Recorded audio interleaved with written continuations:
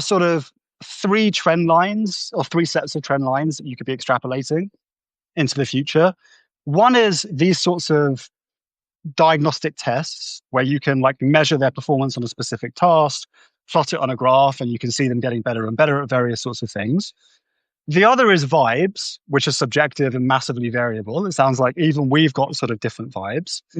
But the third one, and I think this is what Robin Hanson will often point to, is what fraction of economic tasks in the world economy are currently performed by these systems, right? And that's a kind of important question because it's one thing to do well on a relatively well demarcated, narrow task.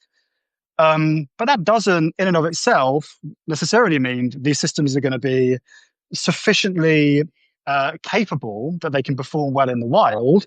Whereas, as you start seeing these systems actually start to automate a large fraction of human work, that's a clear signal that they are not brittle, that they actually have a suite of really kind of flexible general purpose competencies.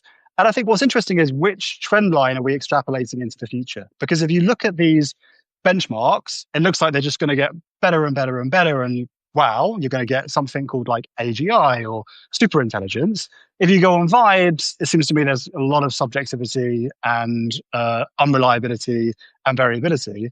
But if you look at like a fraction of work which is currently being done by these systems, extrapolate that trend line into the future, then it's like maybe in 100 years we'd have systems that can actually replicate like the full suite of abilities that human beings have.